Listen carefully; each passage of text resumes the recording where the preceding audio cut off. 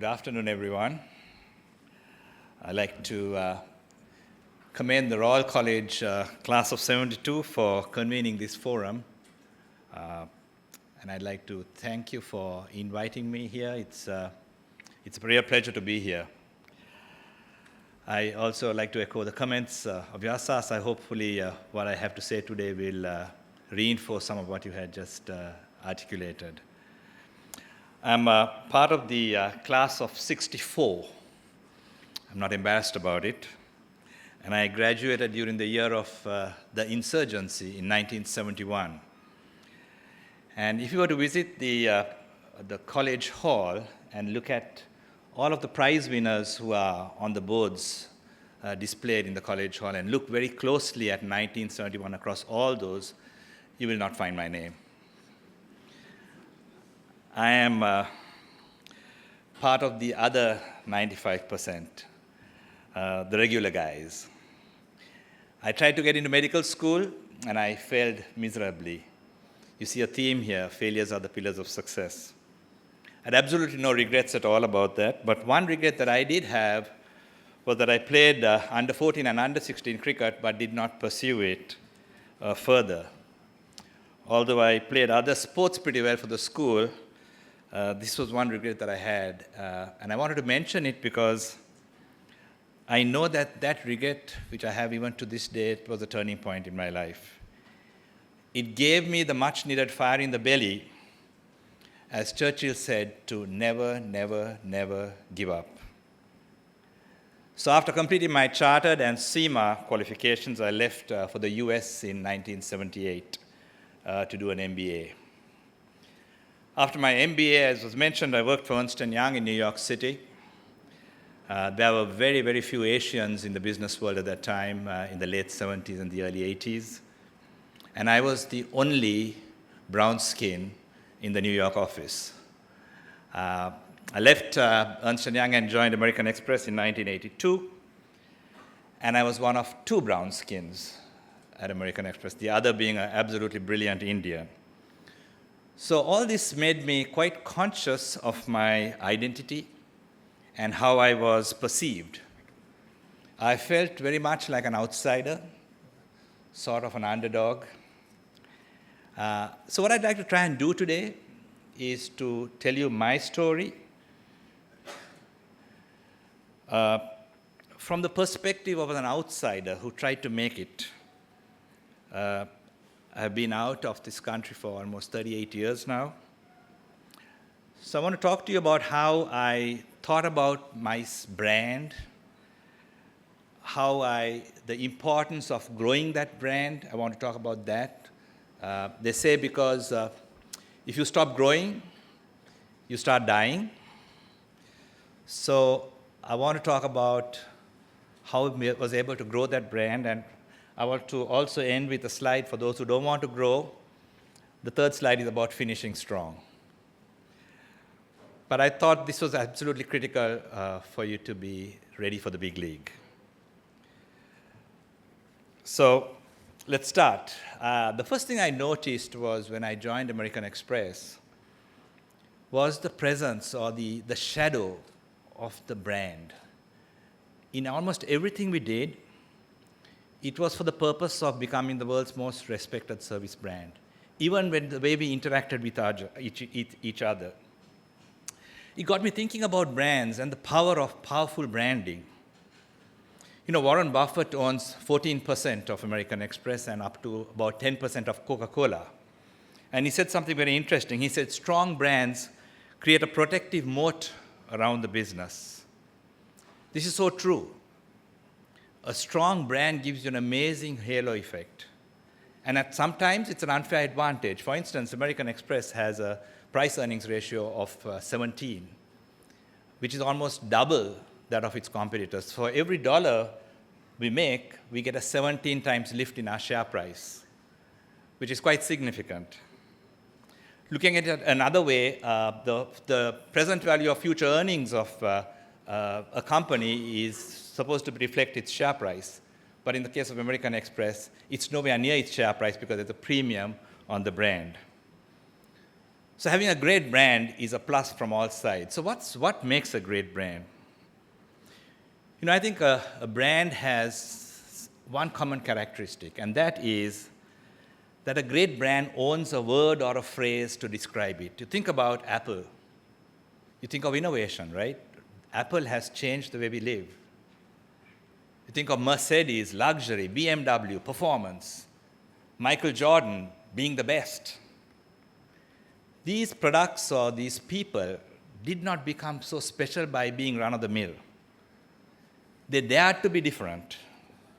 In business jargon, this is called differentiating our value proposition.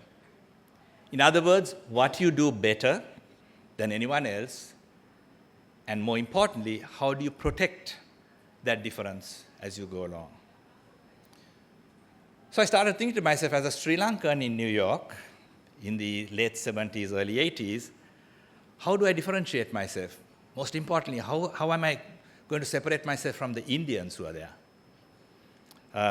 What comes to people's mind when they think of me? Is there one word that describes me? I was well aware that I was working in a hyper-competitive environment. In that kind of environment, you cannot rest on your laurels. Your qualifications don't mean anything once you've got the job. I had to bring unique value to the table every year. Every year, you start from a clean slate. Your performance is zero, and you have to prove yourself and reprove yourself every year. Well, to fast forward my career and to give you the end of the story, it was clear that my brand was not about individual excellence, like Michael Jordan. It really was about rallying people together and leading them to do things that had not been done before. Let me give you some examples. In the early 1990s, I had the privilege of bringing financial shared services to India. We brought all of our finance work from American Express from 46 different countries around the world to New Delhi. And this was a pioneering initiative. No one had done that before. It showed us that when you standardize and processize even complex work and centralize that work, amazing things can happen in terms of cost, speed, and risk mitigation. Today, many other companies have gone to India, and Amex has over 6,000 employees in New Delhi. And all of our accounting, reporting, external reporting is all done out of this one location for all the countries around the world in New Delhi. In 2001, after the tragic events of 9/11, it completely decimated my business. I was president of the travel business at that time. Our traditional business was in ruins because people were not traveling. Airports were closed. And if we were to be part of the franchise, we had to change our business model.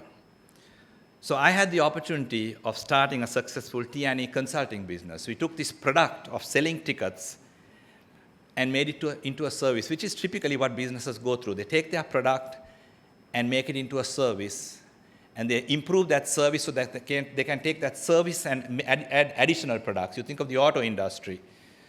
The margin on the car has come down so much that they really make the money on the servicing of the car, and they now differentiate that service and charge a premium for different types of services. So this business required us to change our model, change our skill set, pitch to a different type of audience, and it was a totally different ballgame. But today, this is a thriving business.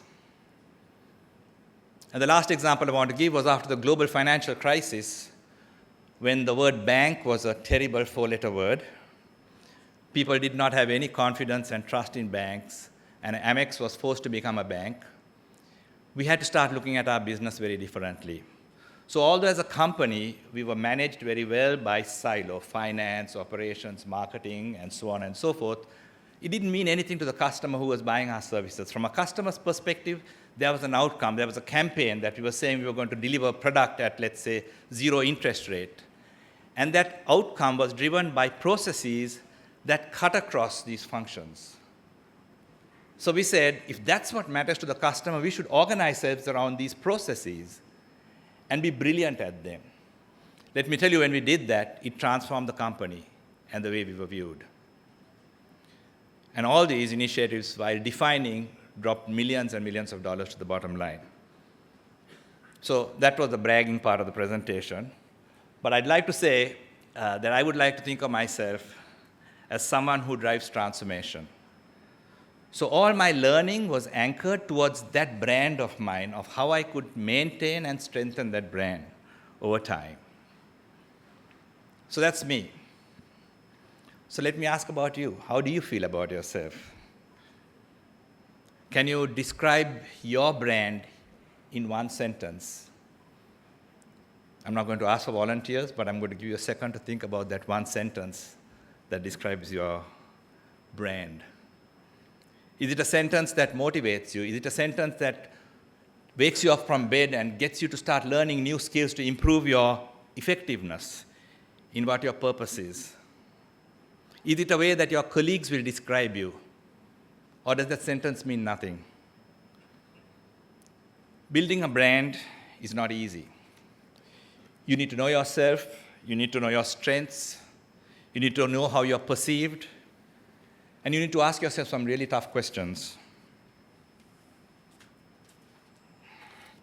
There are three kinds of people. Those who make things happen. Second, those to whom things happen. And third, those who don't even know that things are happening to them. Let me tell you, if you are anchored to your brand, and you're doing everything possible, all three of these things will hold true. Things will be happening to you, and you'll be growing without even knowing about it. Provided you're anchored to your brand. So what's in this brand? Having observed so many great leaders, I found 4 common traits that I try to hold myself accountable to. And as you can see, that bottle helps you remember the traits. The first, sense of purpose. Optimism, results-driven, and trust. Let me take each one of them. A sense of purpose. People who have this brand have a good sense of where they are going. They have this elevator pitch. They can tell you very quickly, this is where I am today, this is where I'm going to be 3 years from now. This is where my team is today, this is where they're going to be 3 years from now. And here are the metrics to support it. These are the leaders I like to tag along with in my work. They say if you don't know where you're going, any road will take you there. And there are many people who are like that as well. At Amex, it was becoming the world's most respected service brand. For Michael Jordan, it was becoming not good, but the best ever. So that's a sense of purpose. The second is optimism. Their outlook inspires people to rally around them because they are optimistic and confident. And their customers are excited by seeing them, that they believe them and they trust them. The events of 9/11, I hate to go back to that because it impacted us so profoundly, decimated our business as a company.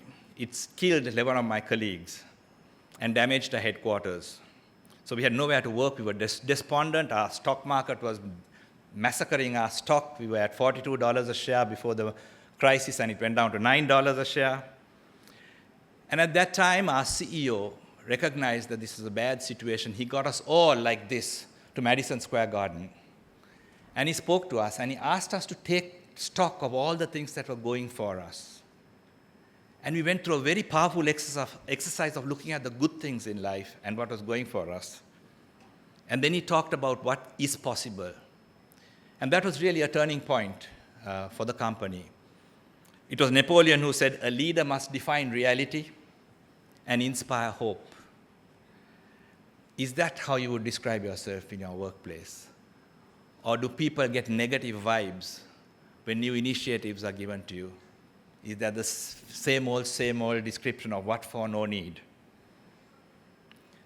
The third is being results-driven. Effective leaders have the skills and the discipline to get things done. It requires holding people accountable to plan, to do, to measure, so that the measures can give you feedback on how you can improve. And you create the right checks and balances to reward good performance and also take action on bad performance. Too often, leaders are reluctant to make the tough decisions on people. And as a result, they upset all the other members who are working very hard in their team. And the fourth attribute is trust. A leader could have a great vision, much optimism, be able to talk very well, and produce results. But if he is not trusted, he loses his brand. And I'm not talking here about immorality and dishonesty. These are table stakes. You can't get to the place you are in if you have that situation and you get found out very quickly. I'm talking about trust in the workplace. And to me, it's two things. The first is keeping a promise, getting things done when you said it was going to be done, and building a track record for consistency. And the second is honoring confidences. The second we tend to discount, but too often people lose their brands by not using discretion about what they share with others. Two of the leaders, writers that I really admire, Warren Bennis and John Cotter, and I've probably read every one of their books, say leaders are not born, they are made. They say before one can lead others, they must learn to lead themselves. And this takes discipline. It is not easy. I was fortunate to be exposed to Jim Loehr, a renowned performance psychologist, as part of my company training, who has worked with many world-class athletes. You probably have heard about this guy. His approach for corporate people was called toughness training for corporate athletes. And his premise is that business is like sports. It is competition. There are winners and losers. And winning is based on performance. And performance is based on how you prepare to perform. They talk about off-court performance, or off-court preparation, and on-court preparation. We think of the off-court preparation of Michael Jordan. His practice sessions were apparently much more intense than his games. He was so intense in his practice that the games were just playing out those routines. And on the court, players who give 150% all the time are those who can sustain excellence very consistently. So you think of Djokovic, the tennis player. He bounces the ball 25 times before he serves, much to the annoyance of his opponent. But what he does is he's conditioning his mind that for every serve, he can put 150% in. This is what separates the great from the good. So I asked myself, if this is what corporate life is about, what are my off-work routines? What are my on-work routines? Do they give me winning plays? Do they give me 100% all the time? So when people come to see me in my office, do they leave inspired and encouraged?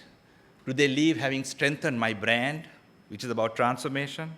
Or do they feel that I didn't give them 100%? There are two ways to listen to people. Sometimes you listen to people while you're formulating your response. And there are other times you listen to people to reflect, to absorb, and not respond. I must say I'm guilty sometimes of the former. And sometimes it might take a few more bouncers off the ball before you meet the next person so that you can show genuine interest and be 100% to inspire people around you. Great leaders treat every employee and every customer like they were the only employee or customer they had. They make them feel very special. So this is what I had to do to prepare my routines. And off-court routines, I looked at some of the off-court routines some of the leaders do, and I have observed some great leaders. And I came up with 5 traits that I thought I should share with you, and maybe you might be able to take something out of it. So here they are. They pursued knowledge. They pursued skills. They pursued relationships. They kept track of their progress. And they kept track of their reputation. So let me quickly go through each one of them. Knowledge. Leaders who are effective are incredibly curious. They use every opportunity to learn. And I see this with so many leaders in the corporate world. I recall Henry Kissinger was on the board of American Express, and he would come and visit us periodically. And when he came to see us, it was all about his learning. We had nothing to teach him, really. But I could see that sense of wanting to learn. I was working on a joint venture in China, and he asked us, how did we prepare for this interaction with the Chinese? He said, and I really didn't know what to say. He said, you want to do business with the Chinese? Study their history. That's very sacred to them. And true enough, we did a quick study on history, and it completely changed our relationships and the negotiation process, because they got a sense of our appreciation and respect for their history. Let's face it, as we heard, our education system does not prepare us for the business world. To compete globally today, unlike many, many years ago, we are competing against counterparts in other parts of the world who have a better education system. So for us to succeed, we need to have a parallel learning path, a path that enables you to keep track of growing independent of what you see around you. I learned in business school that good leaders are good readers. They read a lot. My CEO reads at least 2 books every month. So let me ask you, what are you reading? Are you reading books on leadership?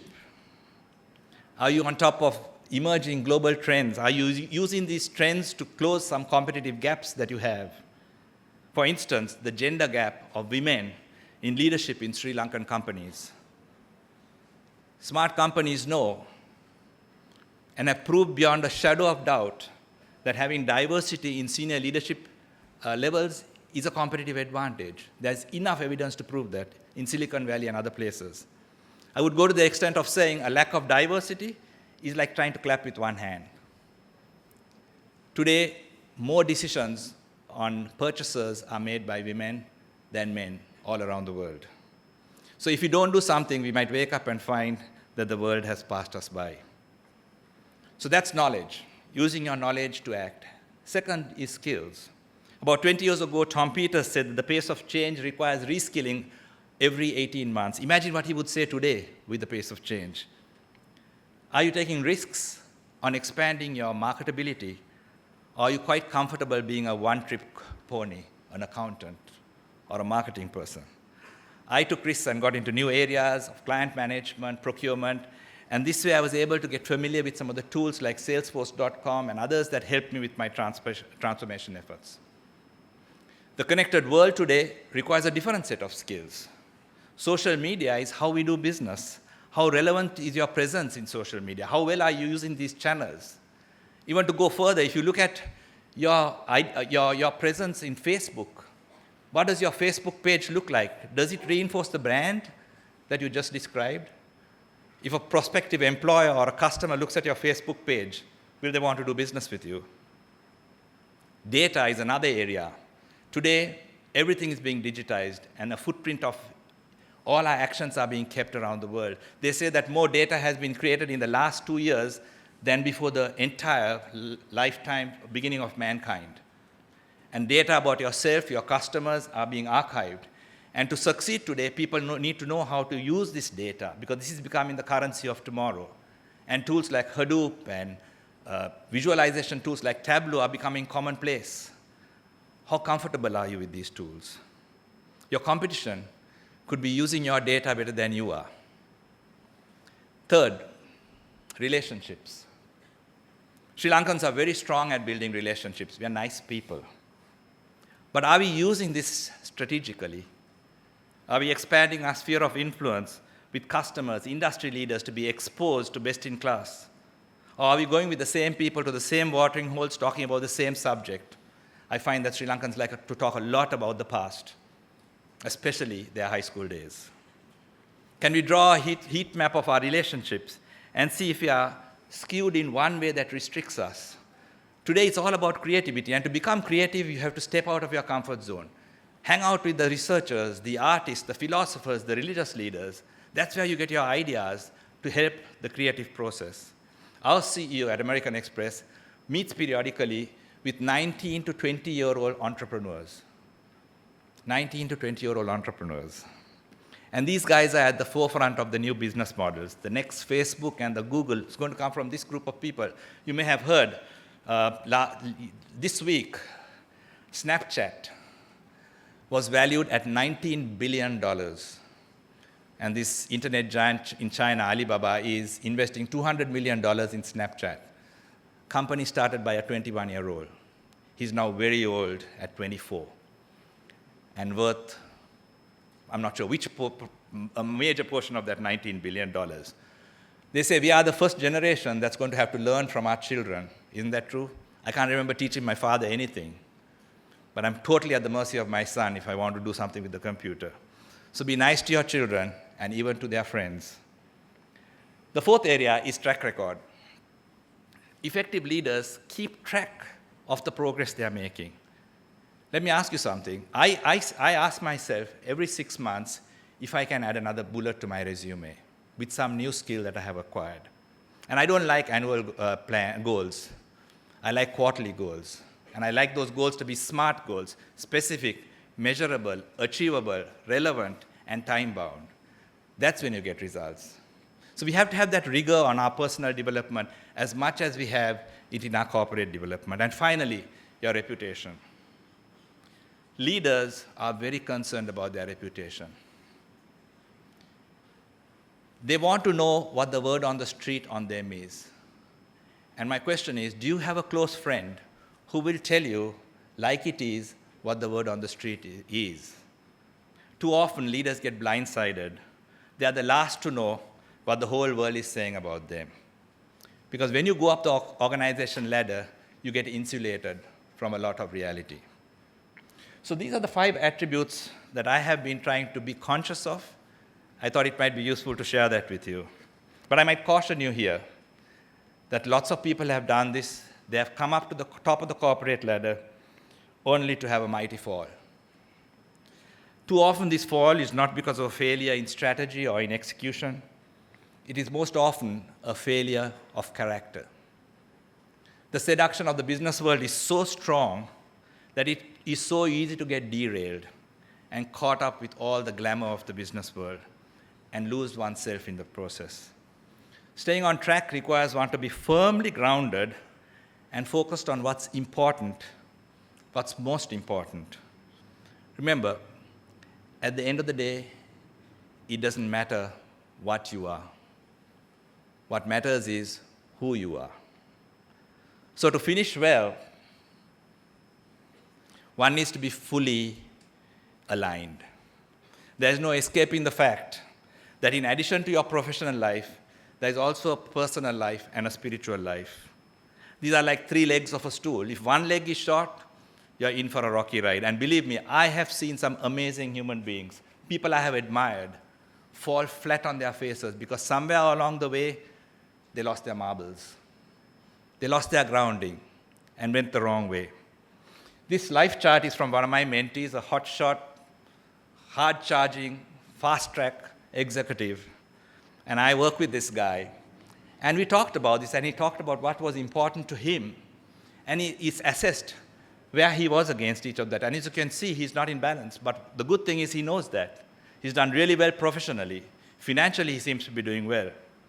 But he sees that in some areas, he has to look at himself differently. Too often, the inability to reflect on who you are against a spiritual standard can confuse you and mislead you. So I would encourage you to do your own life chart. Do it with your family. Strive to achieve balance on your spiritual and personal journey as well, and you will not go wrong. It is only then, and only then, that you will feel good about yourself. It was Walt Disney who said, the more you like yourself, the less you are like anyone else. You don't have to imitate anyone. There is nobody else like you. You are one of a kind, and you are made for a purpose. So let me end by telling a story that you may have heard many times over. It's about the beautiful sculpture of David. When Michelangelo was asked what inspired him to take a shapeless block of marble and create this beautiful sculpture, this is what he said. When I looked at that marble, I saw David in it. And everything that was not David, I chipped away until the beautiful David emerged. Have you seen that David in you? And are you chipping away at everything that is not that beautiful David in you? Let me tell you, if you do, the best is yet ahead of you. Thanks very much.